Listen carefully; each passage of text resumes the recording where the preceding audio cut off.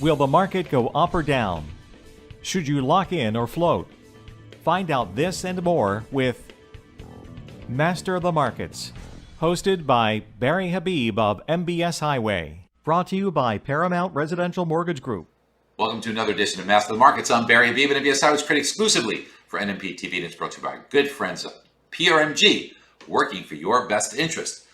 Wow, interest rates dropped last week after a super hot inflation number. Yeah, the Consumer Price Index comes out and shows headline inflation at 5%, and the core rate of inflation, which strips out food and energy, this is the one that people really focus on, that core rate, 3.8%, above even our estimates. We thought they'd come in at 3.6%. So what gives with this hot inflation, and why are rates declining? We are seeing what's called interest rates that are real rates that are negative.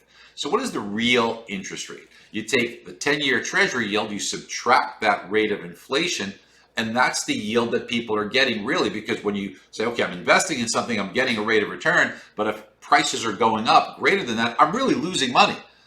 And we're now losing more. Those 10-year note investors are losing more than 2%. That is the lowest it's been, or the most negative, I should say, it has been in more than 40 years. Now, what's contributing to this, obviously, is there's a thought process that this inflation could be transitory. To some degree, we certainly agree. We've talked to you about the components that make it up and why we think some of them are certainly going to be transitory. That's a big buzzword that we've seen. But there's also a lot of this that's going to be sticky. Some of the employment ones will be sticky. Once you pay people more, it's hard to take that back and say, hey, I'm going to cut your salary after I've just given you a raise. Those are going to be more sticky, those wage inflation numbers that we're seeing. So will we see yields real rates stay this negative? It's hard to imagine that it would be a prolonged instance of it. And eventually investors are going to demand to get a little bit more money for their investment. Now, when we take a look at how the news shapes up this week, we're going to get inflation on the wholesale level. We expect that to be hot as well. We're also going to get a bunch of housing data and the Fed minutes. Now, when that occurs, days with the Fed minutes, for some reason, bonds have a negative bias. If we're looking at the 10-year Treasury, watch 1.37. If we continue to rally a little bit, that's about as low as we think that we can go, at least in the short run, before this rally in bond prices or the drop in yields gets to some degree exhaustion, and then there has to at least be a little bit of a move in the opposite direction, perhaps resuming a downtrend, but we'll have to see if inflation numbers subside. We did get a couple of auctions last week, and the 10-year Treasury note auction was really met with a lot of demand and appetite.